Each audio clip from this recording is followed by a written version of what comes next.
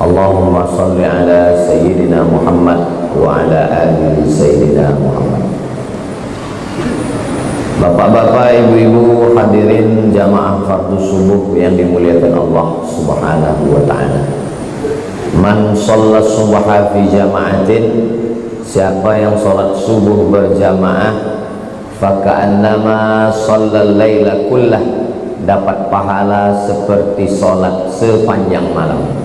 Mudah-mudahan kita termasuk yang mendapatkan pahala itu insyaallah. Man shalla subha fi jama'atin, siapa yang sholat subuh berjamaah, kana fi zimmatillah, maka dia dalam perlindungan Allah. Jadi kalau mau kita dapat lindungan Allah, anak kita dapat lindungan Allah, maka istiqomahkan sholat subuh berjamaah. Man shalla subha fi jama'atin, siapa yang sholat subuh berjamaah setelah itu tidak keluar masjid, summa qa'ada yadhkurullah, duduk berzikir, baca Quran. Termasuklah majelis ilmu ini majelis zikir, karena yang kita bahas hanya ayat, hadis, fatwa ulama. Hatta tatlu'a syamsu, sampai terbit matahari. Setelah terbit matahari, summa yusalli rak'ataini, salat sunat 2 rakaat. Namanya salat sunat isyraq, pakai ta. Nama waktunya syuruq, nama salatnya isyraq. Usalli sunnatal isyraq rak'ataini lillahi ta'ala, kanat lahu ka ajri hajjatin wa umrah, dapat pahala seperti haji dan umrah. Hadisnya ada dalam Sunan Tirmidzi, status hadisnya hadis hasan. Hadis yang paling tinggi sahih, di bawah sahih hadis hasan. Tidak ada ikhtilaf antar ulama tentang hadis hasan. Jadi nanti kita selesai ini, kita melaksanakan sholat sunat isyraq masing-masing, tidak berjamaah. Mudah-mudahan kita dapat pahala seperti haji dan umrah insyaallah. Amin ya rabbal alamin. Subuh ini kita tidak hanya sekedar sholat, tapi juga kita menyambung tali silaturahim. Saya sampai di Mesir tahun 98. Di sini ada ustadz guru kita, kakak kelas saya yang lebih dulu setahun dari saya. Dia sampai di Mesir 97. Beliau adalah Ustadz Mar Sofwan, itu kakak kelas saya. Ada yang lebih dulu lagi, Ustadz Mar Sofwan sampai 97, beliau 92. Namanya Ustadz Haruna Hashim. Tapi kalau kami duduk bertiga, wajah dia yang paling muda. Ini doanya belum dia ijazahkan lagi ke kami. Hadir juga bersama kita subuh ini sahabat Ustadz Abdul Somad. Jadi di setiap provinsi itu ada tim. Di antara tim Ustadz Abdul Somad di Kepri, Kepulauan Riau, dari sejak 2013 sampai sekarang, itu namanya Bang Hardi Slamet Hud. Kenal Bapak Ibu orangnya? Nah, jadi kalau nanti ada orang bertanya-tanya, kenapa Ustadz Somad turun gunung sekarang ini? Karena tim sahabat Ustadz Abdul Somad sedang balihonya berserak-serak di Batam. Itulah kenapa saya turun membuat tablik akbar, pertemuan entah kemana-mana sebagai ikhtiar. Jangan nanti Bapak Ibu tidak bisa menjawab kalau ditanya orang, kenapa Ustadz Somad turun ke Batam sekarang? Entah latah-latah aja dia itu sekarang. Ustadz Somad kalau ada tim yang mencalonkan diri, dia pasti turun, karena itu bagian dari dakwah. Karena kalau saya yang ceramah tak sanggup. Saya ke Batam ini setahun cuma 4 hari. Hari Jumat, Sabtu, Ahad, Senin, setahun sekali cuma saya turun. Tapi kalau ada tim Ustadz Somad itu yang duduk jadi penguasa, insya Allah terbantulah dakwah ini insya Allah. Itu tujuannya. Saya yang memotivasi. Saya bilang ke Bang Hardi maju jadi gubernur. Kata dia nantilah 2029. Nah, kalau gitu jadi wali kota. Kalau belum sanggup jadi wakil dulu. Nah, ini semua adalah pesan-pesan supaya orang faham kekuasaan ini kalau tidak dipegang, dia akan dipegang orang lain. Jadi Bapak Ibu jamaah mengerti, faham, supaya kita tidak mudah termakan isu yang ada di internet. Jangan mau makan isu, jangan mau makan hoax, karena sampai hari ini kita masih makan nasi. Terserahlah mau makan lontong, mau makan mie, lendir, yang penting jangan makan isu, makan hoax. Yang mau kita bahas subuh ini adalah perjalanan kita berikutnya. Kalau haus, minum. Kalau lapar, makan. Kalau kepanasan, hidupkan kipas, hidupkan AC. Kalau kedinginan, pakai jaket. Selalu ada langkah antisipasi. Nah, yang mau kita hadapi ke depan ini apa? Yang akan kita hadapi nanti adalah yang pertama, sakaratul maut. Apa yang perlu kita siapkan untuk sakaratul maut ini? Banyak orang menghadapi pensiun udah siap. Saya Pak Ustadz untuk pensiun ini udah saya siapkan 100 pintu kos-kosan Pak Ustadz. Banyak betul Pak, baru pintunya aja Pak Ustadz. Yakin betul dia malaikat maut itu datang setelah pensiun. Tidak salah, tak ada salahnya orang yang menyiapkan ruko, menyiapkan kos-kosan. Bagus, tidak salah. Itu ikhtiar. Tapi tak banyak yang mempersiapkan untuk sakaratul maut. Siap-siap untuk pensiun, belum tentu jadi. Belum tentu. Bisa jadi sebelum pensiun sudah mati. Tapi mati ini tidak kita siapkan pun pasti mati. Yang paling pasti dalam hidup ini adalah mati. Apa yang kita siapkan untuk sakaratul maut itu?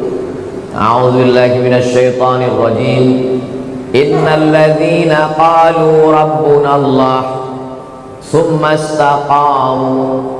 Orang yang selalu menyebut Allah kemudian dia istiqamah, tatanazzalu alaihimul malaikah, turunlah malaikat waktu dia mau sakaratul maut, waktu ruhnya mau keluar dari jasad, turun dua malaikat. Malaikat yang pertama berbisik, alla takhafu, jangan kau takut. Karena rupanya orang mau mati itu takut. Takut sakaratul maut, takut azab kubur, takut mungkar nakir, takut titian siratal mustaqim, takut hisab, takut neraka, takut. Maka datang malaikat membisikkan, alla takhafu, jangan kau takut. Perasaan yang kedua orang yang sakaratul maut itu, wala tahzanu, jangan sedih. Rupanya orang yang mau mati itu perasaannya sedih. Sedih meninggalkan rumah, sedih meninggalkan anak, sedih meninggalkan bini, sedih meninggalkan BPKB, STNK, surat tanah, akte notaris. Sedih. Apa kata malaikat? Wala tahzanu, jangan kau sedih. Takutnya hilang, sedihnya melayang. Waktu itu hatinya kosong. Ketika itu malaikat membisikkan yang ketiga. Apa kata malaikat? Wa abshiru bil jannati allati kuntum tu'adun. Berbahagialah engkau mendapatkan surga yang dijanjikan Allah Subhanahu wa taala. Mudah-mudahan kita termasuk yang mati husnul khatimah. Apa syaratnya? Apa syaratnya supaya kita dapat macam yang disebutkan dalam ayat ini? Syaratnya kata Allah, qalu rabbuna Allah tsumma istaqam. istiqamah menyebut Allah. Bisa subhanallah, bisa alhamdulillah, bisa Allahu akbar, bisa la haula wala quwata illa billah. Afdalul dzikri fa'lam annahu la ilaha illallah. Makanya orang kalau dia ikut tarekat Naqsabandiyah, zikirnya Allah Allah Allah Allah Allah Allah Allah Allah Allah Allah. Alladzina yadhkuruna Allah, orang yang menyebut Allah qiyaman, waktu tegak, wa qu'udan, waktu duduk, wa ala junubihim, waktu berbaring. Duduk, tegak, berbaring, selalu mengingat Allah. Itu makanya melihat wajah di cermin menyebut Allah. Allahumma kama hassanta khalqi fahassin khuluqi. Masuk masjid menyebut Allah. Allahumma ftahli abwaba rahmatik. Keluar masjid menyebut Allah. Allahumma inni as'aluka min fadlik. Masuk ke WC menyebut Allah. Allahumma inni a'udzubika minal khubuthi wal khaba'is. Mau tidur menyebut Allah. Bismika Allahumma ahya. Yang dibaca mau tidur dia. Jadi kalau mau husnul khatimah, jangan berhenti menyebut Allah Allah Allah, subhanallah, walhamdulillah, la ilaha illallah, wallahu akbar. Macam mana sakitnya mati itu. Nabi Isra Mi'raj berjumpa dengan yang orang sudah mati beribu tahun. Sudah berapa lama kalian mati? Ribuan tahun. Macam mana rasanya mati itu? Macam kambing dikuliti hidup-hidup, macam mata kail pancing ditarik dari kulit yang basah, macam tebasan pedang beratus kali di tempat yang sama. Makanya kita selalu berdoa dalam doa selamat, Allahumma hawwin alaina fi sakaratil maut. Ringankan kami waktu sakaratul maut. Tulis di YouTube itu sakratul maut titik. Nampak nanti orang yang mati, pembawa acara TV mati, orang sedang pidato mati, yang paling banyak mati orang yang sedang angkat berat, rupanya tak tahan jantung itu mati, orang sedang jogging mati. Nah, jadi mati ini kapan saja bisa terjadi. Apakah orang yang mati semalam itu sehari sebelumnya sadar dia mau mati? Tidak. Tiba-tiba aja datang kematian itu. Wajaa, datang dia sakratul mauti bil haq. Dia datang tiba-tiba. Hari ini kita usap kepala anak yatim, besok pagi kepala anak kita diusap orang sebagai anak yatim. Hari ini saya bicara mati, bisa jadi belum selesai tausiah ini saya sudah mati. Maka jangan pernah takut cerita tentang mati, karena kita semua akan mati. Kita sekarang hidup, resiko hidup adalah mati. Takut hidup, takut mati, jangan hidup. Takut mati, jangan hidup. Takut hidup, mati saja. Karena ketika kita berani menghadapi hidup, berarti kita sudah berani menghadapi mati. Yang kita persiapkan itu adalah mati dengan husnul khatimah, insyaallah. Apa yang sering kita dengar, apa yang sering kita tengok, apa yang sering kita pikirkan, itulah yang akan datang waktu sakaratul maut. Terlentang kita di masjid ini, maka yang kita tengok adalah alhamdulillah, alhamdulillah, alhamdulillahi rabbil alamin. Itu maka kaligrafi ditulis di dinding. Supaya apa? Supaya mata menengok. Kalau bawa mobil dari Makkah ke Madinah, dari Makkah ke Jeddah, di pinggir jalan, subhanallah walhamdulillah, la ilaha illallah, wallahu akbar. Kenapa di pinggir jalan itu ditulis? Supaya kalau mati husnul khatimah. Beda tempat kita. Di pinggir jalan yang tulis iklan es krim sama skincare. Makanya matinya bukan nyebut Allah, kredit. Apa yang sering kita dengar, apa yang sering kita tengok, apa yang sering kita pikirkan, itulah yang akan datang waktu sakratul maut. Ada orang koma di masjid di Rumah Sakit Cipto Mangunkusumo Jakarta. Koma, belum titik lagi, masih koma, tidak sadar-sadar. Kata dokter, bawa orang ini ke rumah karena sudah tak ada harapan hidup. Ini tinggal menunggu aja lagi. Obat sudah tak ada sampai masanya mati ini nanti. Akhirnya anak istrinya pun dah menyiapkan mau bawa pulang ke rumah. Begitu mau dibawa pulang ke rumah, tiba-tiba duduk dia. Dokter pun terkejut, anak bininya pun terkejut. Kok sadar dia lagi? Akhirnya ditanyalah orang ini, "Bapak kan koma?" "Iya." "Di dalam koma itu apa yang Bapak rasakan?" "Aku tak ingat apa-apa." "Terus kenapa tiba-tiba sadar?" Tiba-tiba datang Ustadz Somad. Apa kata dia? Ditanyanya saya, "Kapan kau buat tabligh akbar?" Akhirnya saya pun terduduk.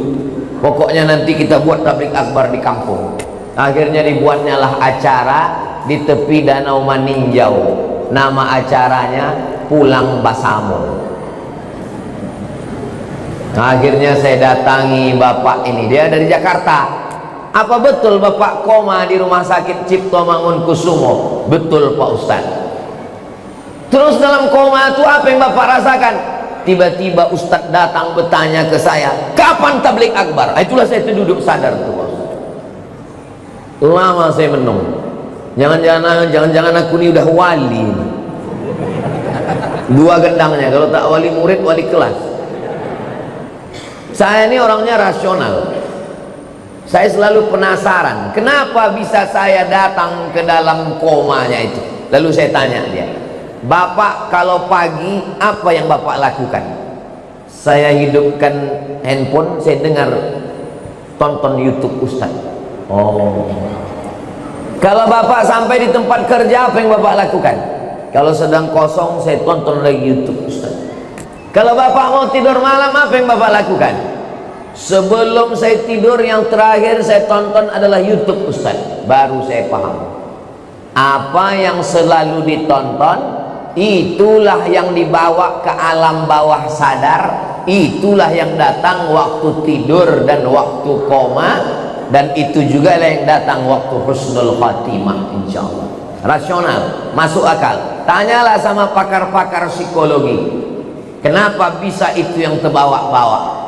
Makanya bapak-bapak pikirkan yang bagus-bagus aja, jangan pikirkan yang waktu SMP SMA dulu. Mau dia mengigau terbawa ke malam, tiba-tiba udah sambal belacan aja di muka. Maka saudaraku yang dimuliakan Allah subhanahu wa ta'ala, kalau yang kita pikirkan itu adalah akhirat, yang kita pikirkan itu adalah nama Allah, maka insya Allah kita semua mati dalam keadaan husnul khatimah. Nah, ruh kita keluar dari hembusan. Makanya orang yang mati itu biji matanya terbuka. Semua orang yang mati biji matanya terbuka. Apa yang ditengok waktu mata terbuka? Yang ditengok itu adalah ruh keluar dari mulut dan hidung.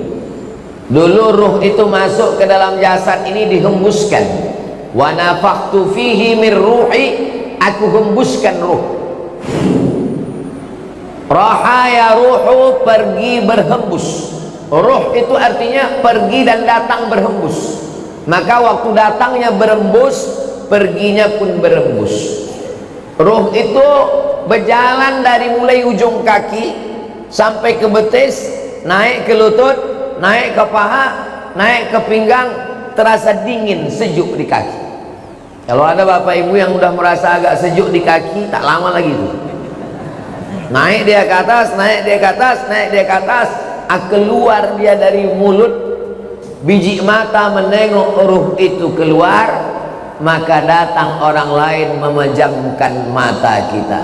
Bismillah, wa ala millati Rasulillah, inna lillah wa inna ilaihi raji'un. Menggerakkan tangan ringan, menggerakkan lidah ringan. Yang paling ringan adalah menggerakkan kelopak mata. Inilah yang paling ringan. Tapi waktu kita sakratul maut, jangankan menggerakkan tangan, jangankan menggerakkan bibir, menggerakkan kelopak mata pun tak bisa. Terbuka. Bini yang katanya buah hati belayan jiwa pun takut memejamkan biji mata kita. Datang anak ke masjid memanggil tuan imam, Pak Imam, tolonglah datang ke rumah. Ayah kami matanya tak tertutup-tutup dari tadi malam. Baiknya imam, padahal orang ini tak pernah datang ke masjid. Makanya masyarakat sini yang tak pernah datang ke masjidlah kalian. Untuk apa Ustaz sampaikan ini? Bukan orang ini datang, kirimkan video ini ke dia. Jangan sampai nanti akhirnya tuan imam yang datang ke rumah dia hanya untuk menutupkan kelopak matanya, dan akhirnya jenazahnya dibawa juga ke masjid. Seumur hidup ke masjid cuma 2 kali. Yang pertama akad nikah, yang kedua inna lillah. Mudah-mudahan kita istiqomah menghidupkan masjid ini insyaallah. Lalu kemudian setelah ditutupkan, kita pun ruh keluar dari jasad. Lalu kemudian kemana pergi ruh itu? Ruh itu dibawa oleh malaikat. Dalam hadis riwayat Imam Ahmad bin Hanbal, ruh dibawa di atas kain kafan dari cahaya. Lalu kemudian mengetuk pintu langit. Lalu kemudian malaikat yang menjaga pintu langit menengok ruh. Apa kata malaikat penjaga pintu langit? Inilah orang yang amalnya kami tengok 2 kali sehari. Habis subuh, malaikat yang menjaga di waktu malam datang membawa amal dia. Habis maghrib, malaikat yang menjaga di waktu siang datang membawa amal dia. Amalnya kami tengok 2 kali sehari, tapi orangnya baru ini kami jumpa. Itulah makna orang yang dirindukan oleh para malaikat. Kam min masyhurin fil ardi walam yakun ma'rufan fis sama. Berapa banyak orang yang masyhur di bumi, viral, tapi malaikat di langit tak pernah kenal dengan dia. Tapi berapa banyak orang yang di dunia tak viral, tak dikenal orang, tak punya akun Facebook, Twitter, WhatsApp, tapi malaikat-malaikat penjaga pintu langit sudah lama merindukan dia, karena malaikat selalu membawa amal-amal dia. Mudah-mudahan amal-amal kita termasuk yang selalu lalu lalang di lalu lintas langit, dan orangnya masih di bumi, masyhur di bumi, masyhur juga di langit. Tak perlu masyhur di bumi, yang penting masyhur di antara malaikat penjaga pintu langit insyaallah. Amin ya rabbal. Ini malaikat yang ikut sholat subuh bersama kita ini, habis itu dia bawa amal kita. Lalu malaikat penjaga pintu langit menengok, oh amal si fulan tahajud tadi malam, amal si fulan sholat sunat hajat tadi malam, amal si fulan berzikir tadi malam, amal si fulan sholat subuh berjamaah.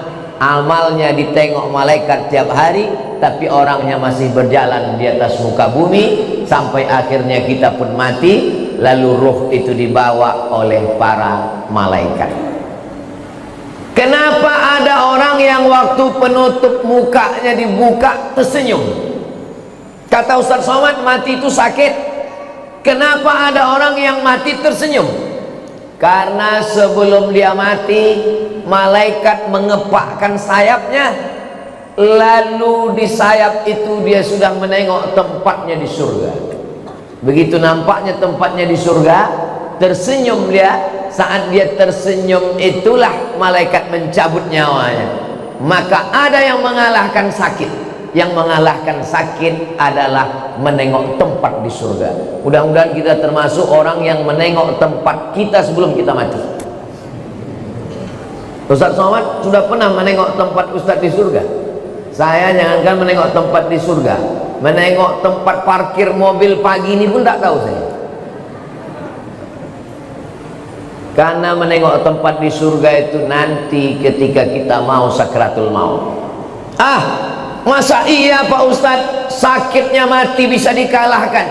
Itu logikanya begini, rasionalnya begini. Ibu habis melahirkan anak, sobek dagingnya, mohon maaf, sakit. Tak usah saya ceritakan sakitnya, nanti kalau saya ceritakan ibu-ibu, alah macam pernah aja Ustadz itu. Ibu sedang terbujur sekarang di rumah sakit, baru saja disobek dokter kulitnya, koyak mengeluarkan bayi. Tak lama kemudian datang bidan membawakan bayi, lalu ibu pun menggendong anak itu. Ibu senyum atau tidak? Senyum. Yang saya tanya, sakit atau tak sakit? Inilah hebatnya ibu yang saya tanya, bisa pula bapak tuh merasakan sakit. Kan memang cinta sejati lah orang. Ibu itu baru saja melahirkan anak, nyawa taruhannya, koyak dagingnya, tapi menengok anak tersenyum dia. Begitulah mati itu, sakit, tapi sakitnya kalah. Kenapa? Karena menengok tempat di surga, ditunjukkan Allah. Itu salah satu tanda husnul khatimah. Orang yang husnul khatimah itu irqul jabin. Irqul jabin, berkeringat jabin di atas kening atasnya. Kenapa? Kenapa orang yang mati husnul khatimah itu berkeringat di atas jabin ini? Karena malu. Biasanya orang kalau malu kan merah wajahnya karena tersipu malu. Maka orang yang meninggal menengok tempatnya di surga, malu dia karena amalnya tak seberapa. Aku amalku rasanya tak seberapa, kenapa besar kali balasan yang kau kasih ya Allah. Maka salah satu tandanya adalah irqul jabin, keluar macam keringat kecil di atas. Tapi jangan pula gara-gara ini biar supaya suami ibu disangka husnul khatimah, begitu mati langsung semprotkan air ke keningnya. Itu tak usah dibuat-buat, serahkan aja kepada Allah Subhanahu wa ta'ala. Ini yang saya sampaikan ini menurut hadis-hadis yang sahih, supaya kita bersiap-siap. Maka jangan lupa berzikir. Zikir ini banyak kali Pak Ustadz. Kata guru saya Syekh Umar Al-Ma'ruf Ali, dia keturunan dari Syekh Muhammad Tayyib. Syekh Muhammad Tayyib ini murid langsung dari Syekh Muhammad bin Abdul Karim Samman dari Madinah. Kata dia, Abdul Somad, kalau kau payah memilih-milih zikir yang banyak, kau amalkan aja 3. Yang pertama istighfar, yang kedua solawat, yang ketiga la ilaha illallah. Istighfar itu membersihkan cawannya. Ini cawan kotor, kalau dituang air zam-zam ikut jadi kotor. Bersihkan dulu, membersihkan cawannya dengan istighfar. Astaghfirullahaladzim, astaghfirullahaladzim, astaghfirullahaladzim, astaghfirullahaladzim, astaghfirullahaladzim. Bisa 100 bagus, bisa 200 bagus, bisa 1000 bagus. Setelah istighfar, baru kemudian wangikan dia, harum semerbak. Mewangikannya itu sholawat. Allahumma salli ala Sayyidina Muhammad wa ala ali Sayyidina Muhammad. Allahumma salli ala Sayyidina Muhammad wa ala ali Sayyidina Muhammad. Setelah dia wangi, barulah kau tuangkan air.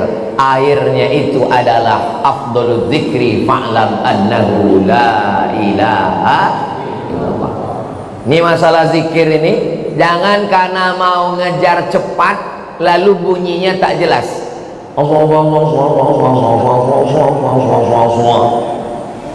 Astaghfirullahaladzim, astaghfirullahaladzim, astaghfirullahaladzim. Ada orang beristighfar pakai lagu, astaghfirullah rabbal baraya. Bagus, tak salah. Ada orang istighfar pakai suara, astaghfirullahaladzim, astaghfirullahaladzim, astaghfirullahaladzim. Bagus. Saya Pak Ustadz lebih khusyuk kalau dalam hati. Bagus. Masalah berzikir ini, zikir kuat bagus. Jangan gara-gara zikir kuat sama zikir pelan berkelahi di masjid. Berkelahi antara zikir kuat dengan zikir pelan di masjid, sampai cerita tuh keluar masjid. Apa kata orang luar masjid? Untung kita tak ke masjid. Coba kalau kita ke masjid berkelahi kan, bagus kita di luar masjid nih lagi. Nah, jadi yang berzikir kuat silakan. La ilaha illallah, la ilaha illallah, bagus, tak salah. Yang berzikir pelan bagus. La ilaha illallah, la ilaha illallah. Zikir kawan pelan, kita mau kuat, kita paksakan dia, kita ke telinga dia, la ilaha illallah. Apa mau kau, kata dia. Berkelahi kita dalam masjid. Saya Pak Ustaz terganggu kali saya sama zikir orang ini. Saya kalau udah dengar orang ini berzikir kuat, terganggu saya Pak Ustaz. Berarti ada setan dalam diri kau. Orang yang terganggu dengan zikir berarti ada setan. Zikir tidak pernah mengganggu kita, sebagaimana kita mendengar suara bacaan Al-Quran. Kalau ada orang terganggu mendengar bacaan Al-Quran, itulah makna ruqyah. Di ruqyah dia biar keluar hantu setan dari dalam dirinya. Habis sakratul maut selesai, lalu kemudian kita pun masuk ke liang lahat. Tapi tadi ruhnya udah diangkat ke langit Pak Ustaz. Waktu jasad masuk ke liang kubur, maka roh turun balik, dimasukkan Allah ke alam kubur untuk menjawab pertanyaan malaikat Munkar Nakir. Iya, kalau jasadnya masuk kubur, kalau matinya diterkam singa, kalau matinya di sungai Amazon, dimakan ikan piranha 1000 ekor, kemana pergi ruhnya? Kalau matinya tabrakan beruntun hancur macam daging kena blender, kemana pergi ruhnya? Maka nama alamnya adalah alam barzakh. Dia tidak disebut dengan dunia karena dia sudah mati. Dia tidak disebut dengan akhirat karena dunia masih ada. Pemisah antara dunia dengan akhirat namanya alam barzakh. Tengok dalam surat Ar-Rahman, bainahuma barzakhul la yabghiyan. Jadi ruh yang sudah diangkat ke langit diperkenalkan ke malaikat, diturunkan balik masuk ke dalam jasad untuk menjawab pertanyaan Munkar Nakir. Setelah itu ruh dalam genggaman kudrat iradat kuasa Allah Subhanahu wa ta'ala, maka ruh menantikan amal yang mengalir. Apa yang perlu kita siapkan? Yang perlu kita siapkan yang pertama, ilman 'allamahu wa nasyara. Ketika di alam barzah disebut alam kubur, yang kebetulan ada kuburnya. Kalau kebetulan tak ada kuburnya, alam barzah, mati hanyut, mati tabrakan, mati hilang, maka alamnya alam barzah. Selama di alam barzah itu, apa yang mengalir? Yang pertama mengalir adalah ilman 'allamahu wa nasyara. Ustadz Marsofwan ceramah, ada program subuh, apa namanya Ustaz? Pejuang Subuh Nongsa, dilanjutkan oleh anak-anak pejuang subuh Nongsa, mengalirlah pahalanya ke beliau. Bang Hardi Hud, dosen sampai ke Indragiri Hilir, dosen sampai ke Sungai Guntung, mengajar ke sana kemari, mengalirlah pahalanya. Ustadz, tapi kami ini tak ustadz, kami ini bukan buya, kami ini bukan profesor Pak Ustadz, ilmu apa yang mengalir? Bapak jangan lupa ajarkan Al-Fatihah ke anak, ibu ajarkan Al-Fatihah ke anak. Saya hatam alif-alif, hatam Quran, guru pertama saya emak saya. Jadi sampai hari ini kalau saya ngajar di mana-mana, itu pahalanya mengalir ke almarhumah emak, ke almarhum ayah saya. Maka ibu kalau tak sempat, bapak kalau tak sempat, ajarkan Al-Fatihah ke anak, supaya anak sholat subuh, zuhur, asar, maghrib, isya, tahajud, witir, duha, dia baca Al-Fatihah, mengalir ke kita semuanya. Saya Pak Ustadz sempat juga mengajarkan beberapa ilmu Pak Ustadz. Ilmu apa yang bapak ajarkan? ilmu santet. Minta ampunlah kepada Allah, mudah-mudahan lupa murid-murid itu, tak diamalkannya lagi, taubat dia. Itu maka sebelum mengajar tuh ajarkan yang baik-baik. Saya berharap ceramah ke sana kemari, mudah-mudahan ini diamalkan jamaah, mengalir ke alam barzakh saya insyaallah. Amin. Walaupun amal yang sikit aja, amal sikit yang diamalkannya, bismillahi tawakkaltu 'alallah la haula wala quwata illa billah. Mengalir. Yang pertama mengalir ilman 'allamahu wa nasyarahu. Yang kedua, waladan salihan tarakahu, anak soleh yang ditinggalkan. Bangun anak soleh itu malam, tahajud dia, berdoa dia, Rabbil firli wali walidayya warhamhuma kama rabbayani shaghira. Mengalir pahalanya. Sekarang saya ceramah ini di Batam. Almarhumah emak saya, almarhum ayah saya menengok amal saya secara live. Mana dalilnya? Dalilnya Quran. Wa qul i'malu, beramallah kamu, fasayarallahu amalakum. Yang menengok amal kamu itu ada tiga. Yang pertama Allah, yang kedua Rasulullah Nabi Muhammad menengok amal kita, yang ketiga wal mu'minun, orang beriman. Apa kata tafsir Ibnu Katsir? Maksud orang beriman, ayah ibu, atuk nenek menengok amal anak cucunya. Maka moyang saya sedang menengok amal saya, macam jamaah yang nonton streaming live sekarang. Begitulah mereka menonton di alam barzakh. Oh, senangnya aku, cucuku dari anak si fulan rupanya sedang menyampaikan tausiah di Batam. Mudah-mudahan kita pun menengok amal yang baik dari anak cucu kita insyaallah. Makanya selalu doanya, Rabbana hablana minas salihin, Rabbana hablana min ladunka dzurriyyatan thayyibah, Rabbana hablana min azwajina wa dzurriyyatina qurrata a'yun waj'alna lil muttaqina imama. Apalagi yang mengalir? Yang mengalir yang ketiga adalah mushafan warasahu, mewakafkan Al-Quran. Wakafkan Al-Quran. Kalau ditengoklah masjid, masjid apa nama masjid kita ini? Masjid Baitul Amal. Itu wakaf Qurannya, masya Allah. Kalau ditengok dari susunannya nampaknya Quran ini tak pernah dibaca ini. Janganlah begitu Pak Ustaz. Ini Quran ini disusun rapi ini karena mau pengajian subuh ini. Kalau tidak ada pengajian tunggang langgang lintang pukang juga Quran ini. Itu yang mewakafkan Quran ini meninggal orangnya. Kenapa ada tradisi wakaf surat Yasin tempat kita? Karena orang dulu susah, tak ada duit, maka tak bisa dia mewakafkan Quran, diwakafkannya surat Yasin. Tapi yang paling bagus Quran. Waktu almarhumah mak saya meninggal, saya teleponlah penerbit Syamil di Bandung. Assalamualaikum penerbit Syamil. Waalaikumsalam. Mak saya meninggal, saya mau mewakafkan Quran. Berapa Pak Ustadz? 1000 eksemplar berapa ya? Kalau untuk Somad, Ustadz Somad gratis kata dia. Kalau gratis 2000 lah saya bilang.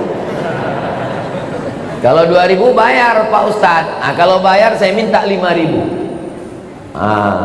Saya minta 5000. Habis itu saya kirim ke masjid-masjid, ke pesantren. 5000 kita kirim, mustahil ke 5000 nya itu tak dibaca orang. Makanya kalau kita di Masjidil Haram, Masjid Nabawi, keluar Masjidil Haram, di pintu masuk Zam-Zam Tower itu ada orang jual Quran. Haji, haji, wakaf haji, wakaf haji, wakaf, wakaf, wakaf. Apa maksudnya itu? Mewakafkan Al-Quran.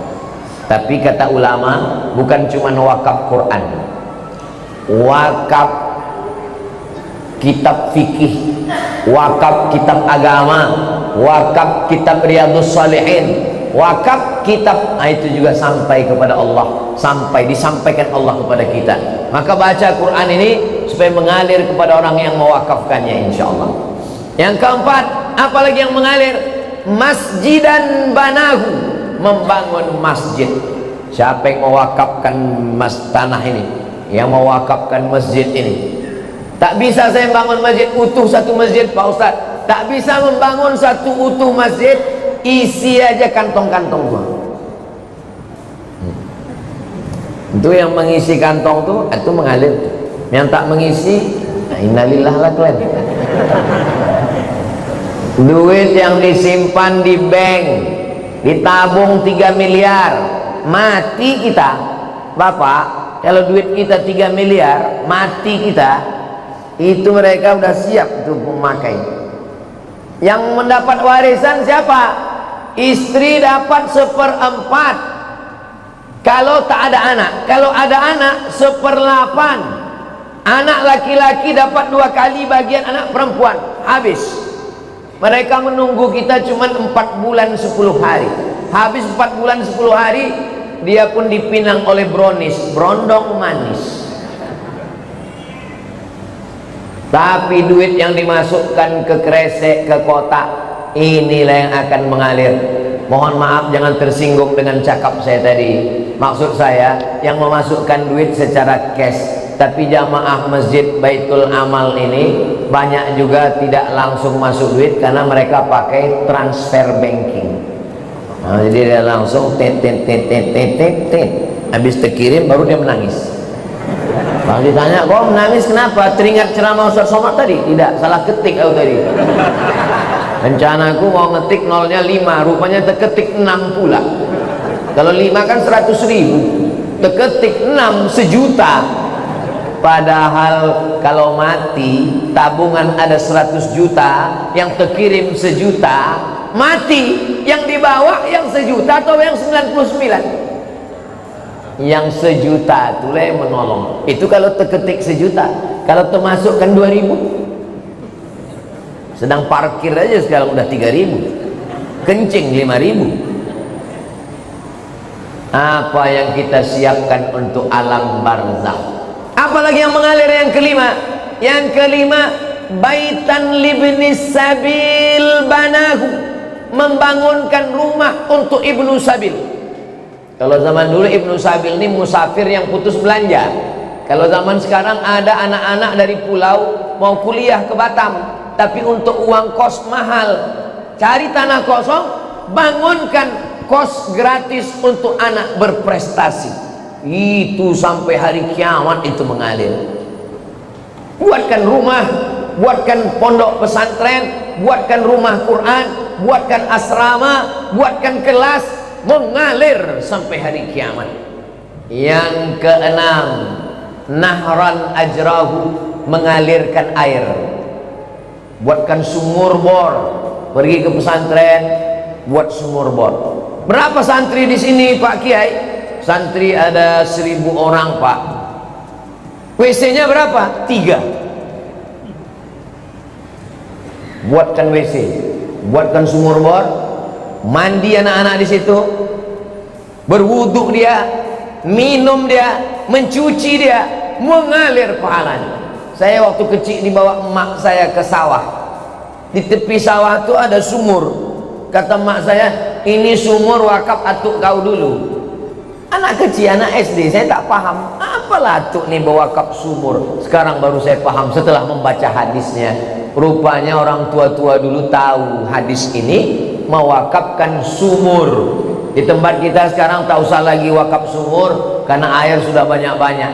Bukan lagi kota bertuah, kota berkuah, saking banjir bandang. Maka cari yang kira-kira diperlukan umat, maka itu diwakafkan. Tong air besar, mesin air besar, filter saringan air, nah itu juga termasuk dalam golongan amal yang keenam. Amal yang ketujuh mengalir. Apa amal ketujuh mengalir? Shadaqatan akhrajaha fi sihhatihi wa hayatihi yalhaquhu ba'da mautihi. Sedekah yang dia keluarkan waktu masih sehat. Kenapa sehat? Karena kalau udah sakit orang memang udah ingat mati. Semualah ambillah ya Allah. Tapi kalau waktu sehat, bakhil, bin medit, bin pelit, bin kikir, bin kedekut. Tapi kalau masih sehat, orang pelit. Waktu masih sehat itu dia berikan, dia kasihkan, maka itulah yang akan menolong dia di hadapan Allah Subhanahu wa ta'ala. Imam Syafi'i meninggal 204. Imam Syafi'i meninggal 204. Sekarang tahun 1445, 1446. Berarti Imam Syafi'i di alam barzah sudah 1200 tahun lebih, 1240 sekian tahun lebih. Sedangkan umur Imam Syafi'i di dunia cuman 54 tahun. Lahir di Gaza, Palestina 150, meninggal di Mesir tahun 204. Di dunia cuman 54 tahun, di alam barzah 1200 tahun. Imam Al-Ghazali meninggal 505, sekarang udah 1446. Berarti di alam barzah sudah hampir 1000 tahun. Maka kita ini lebih lama di dunia atau di alam barzah? Lebih lama di alam barzah. Apa yang sudah kita siapkan? Alhamdulillah. Bagi bapak ibu yang sudah menyiapkan 7 amal tadi, alhamdulillah. Saya alhamdulillah Pak Ustadz 7-7-nya udah siap, alhamdulillah. Saya Pak Ustadz baru 5 Pak Ustadz, alhamdulillah. Saya Pak Ustadz 1 pun belum, innalillah. Saya cuma bisa lewat ceramah. Tapi kalau Bang Hardi Hud jadi wakil wali kota dengan Cak Nur, itu ke-7 ini bisa dilaksanakan insyaallah. Amin. Yang pertama, apa tadi yang pertama ya? Yang pertama adalah ilman 'allamahu wa nasyarahu. Programnya sekolah mudah. Bisa. Guru fisika PNS, guru matematika PNS, guru kimia PNS, guru ngaji honorer. Coba angkat Honda. Kenapa tak Yamaha Pak Ustaz? Honda itu maksudnya honor daerah. Yang selama ini honornya 300.000, gajiannya 6 bulan sekali, dipotong sunat masal. Kenapa tidak dikasihkan dia pakai APBD? Bisa. Bisa atau tak bisa? Bisa. Saya ketemu dengan Bupati Morowali, Sulawesi Tengah.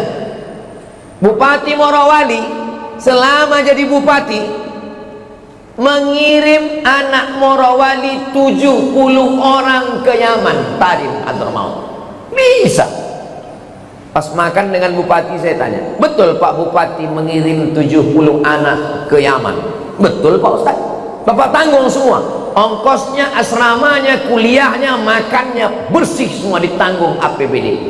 Dari mana duitnya Pak? Dari APBD dan dari Basnas. Bisa Pak Ustaz. Apa Bapak nggak takut ditangkap KPK? Saya sudah dipanggil Pak Ustaz. Pas dipanggil ditanya, kenapa banyak uang? Pendidikan adalah tanggung jawab negara. Nggak ditangkap Bapak? Sampai sekarang belum Pak Ustaz. Ini masalah keberanian aja. Untuk apa punya kekuasaan kalau tidak dipakai untuk amal jariah? Ilman 'allamahu wa nasyarahu. Bisa. Mushafan warasahu, mewakafkan mushaf, sangat bisa. Seluruh masjid dan musalla mendapatkan subsidi buku-buku fikih, akidah, akhlak, Quran, tafsir. Bisa pakai tanda tangan. Bisa. Kalau saya ceramah, berapa masjid lah yang bisa saya isi? Tapi kalau tim UAS ini kita dudukkan, maka insya Allah amal jariah ini kita pun juga akan mendapatkannya insya Allah. Amin ya Rabbal. Jadi kalau ada orang mengatakan jangan bicara politik, di masjid hanya membahas tentang masalah zikir saja, sholat saja, habislah umat kita diambil orang. Umatnya umat kita, tapi suaranya diambil orang. Sama macam susu sapi. Kata orang susu kambing, padahal susu sapi. Sapi punya nama, sapi punya susu, kambing punya nama. Saya tidak mau begitu. Jamaah di mana-mana saya arahkan. Masalah dia mau dengar tidak dengar, yang penting saya sudah sampaikan. Kalau tuan pergi sholat Jumat, jangan lupa bawa kain. Kalau sudah ada tim Ustadz Somad, jangan lagi pilih yang lain. Allahu Akbar. Jadi yang kita bahas subuh ini, tadi saya mulai jam 5, sekarang pas jam 6. Selama 1 jam ini yang saya sampaikan adalah baru 2, persiapan sakratul maut, dan setelah itu adalah apa yang kita siapkan di alam barzah. Habis alam barzah kiamat. Apalagi yang kita siapkan? Nanti kita lanjutkan setelah pelantikan Bang Hardi, insyaallah. Cak Nur dan Bang Hardi. Di akhir majelis, mari maghrib jam berapa di Batam?